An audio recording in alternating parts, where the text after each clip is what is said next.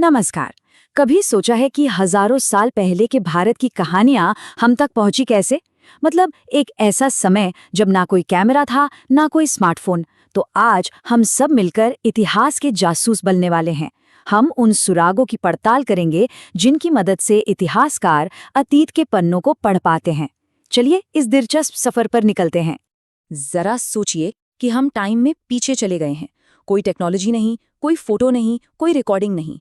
तो फिर हम उस दुनिया को समझे तो समझे कैसे? ये एक बहुत बड़ी पहेली की तरह है जिसके कई टुकड़े खो चुके हैं। तो सवाल ये है कि इतिहासकार इन खोए हुए टुकड़ों को ढूंढते कैसे हैं? तो इसकी एक मास्टर ट्रिक है। इतिहास को ना एक जासूसी केस की तरह देखिए। इसमें सबूत दो तरह के होते हैं। पहले है साहित्यिक स्रोत, यानी लिखे हुए सुराग, जैसे किसी ने अपनी आंखों देखी बयान की हो।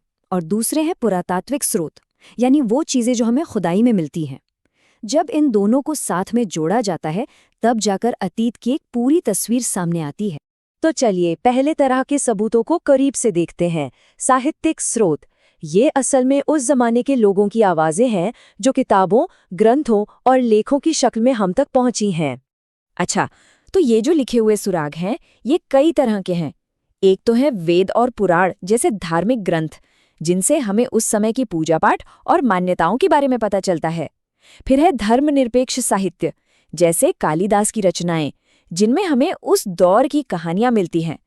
और शायद सबसे दिलचस्प है विदेशी यात्रियों के लिखे हुए सफरनामे, जो हमें उस दौर के भारत की एक बाहरी नज़र से ली गई तस्वीर दिखाते हैं। जैसे कि ये हैं फायान, 5वीं सदी के एक चीनी भिक्षु। उनकी जो ट्रैवल डायरी है वो हमें सीधे चंद्रगुप्त द्वितीय के शासनकाल में ले जाती है। क्योंकि वो एक बाहरी व्यक्ति थे तो उन्होंने उन चीज़ों पर भी गौर किया जो शायद उस समय के स्थानीय लोगों को आम लगती हों। हाँ, ये ज़रूर है कि उनकी लिखाई पर उनके अपने कल्चर का असर हो सकता है, लेकिन फिर भी ये एक बहुत ही कीमती स्रोत है। और फिर हैं ह्वेन सांग। ये 7वीं सदी में राजा हर्षवर्धन के समय भारत आए थे। इनकी किताब सी यू की तो जैसे उस जमाने का एक टाइम कैप्सूल ही है। इसमें उस दौर के समाज, शिक्षा और लोगों की रोजमर्रा की जिंदगी का बहुत ही जबरदस्त ब्यौरा मिलता है। ये टेबल एक बहुत ही दिलचस्प बात बताती है कि सदियों तक चीन के विद्वान और यात्री भारत की तरफ आकर्षित होते रहे।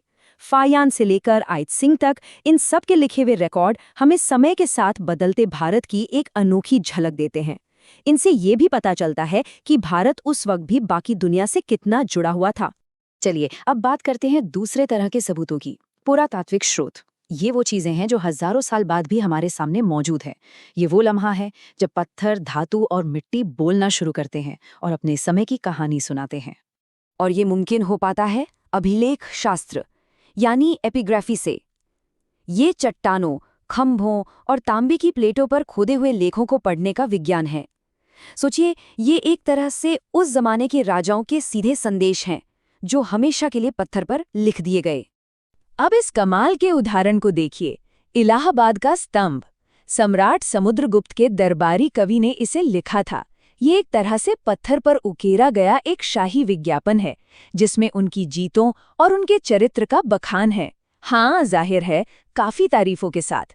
ये हमें दिखाता है कि कैसे राजा अपनी ताकत दिखाने के लिए लिखाई का इस्तेमाल करते थे।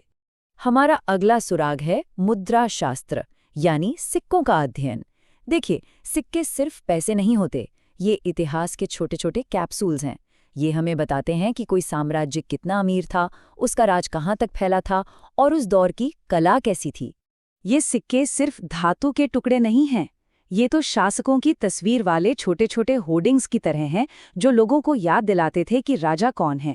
इन पर बने निशान, जैसे किसी देवता का या जानवर का, हमें ये बताते हैं कि उस राजा के लिए क्या मायने रखता था। ये कला, धर्म और राजनीति का एक गजब का मेल है। और फिर आते हैं ये बड़े बड़े स्मारक, सांची के स्तूप या देवगढ़ के मंदिरों के बारे में सोचिए। ये इमारतें असल में पत्थर में लिखी गई कहानियां हैं। ये हमें बताती हैं कि लोग कैसे पूजा करते थे, किन चीज़ों को महत्व देते थे और उनके कारीगर कितने हुनरमंद थे। ये हमें सोचने पर मजबूर करती हैं कि आखिर वो कैसा समाज रहा होगा जिसने इन्हें बनाने में इतनी मेहनत की होगी। तो इन सब का मतलब क्या है? मतलब ये है कि एक जासूस की तरह एक इतिहासकार को भी एक भरोसेमंद कहानी बनाने के लिए सारे सबूतों को एक साथ रखकर देखना पड़ता है। जब साहित्यिक और पुरातात्विक स्रोत आपस में जुड़ते हैं, तब जाकर ही अतीत की एक सच्ची तस्वीर उभरकर सामने आती है। ये बात इसे बिल्कुल सही तरीके से बताती है कि स्रोत अतीत को फिर से बनाने के लिए कच्चा माल है।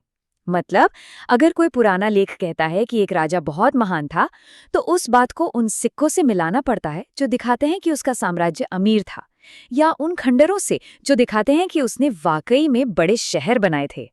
तो अगली बार जब किसी पुराने खंडहर के पास खड़े हों या म्यूजियम में कोई पुराना सिक्का देखें, तो याद रखिएगा, ये सिर्फ एक चीज नहीं है, ये एक सुराग है, एक कहानी का टुकड़ा जो बस खोजे जाने का इंतजार कर रहा है। और ये हमें सोचने पर मजबूर करता है, न जाने और कौन से रहस्य दबे हुए हैं जो हमें अतीत को एक बिल्कुल नए तरीके से देखने का मौका देंगे। इतिहास कभी भी ठहरता नहीं है, ये एक लगातार चलने वाली खोज है।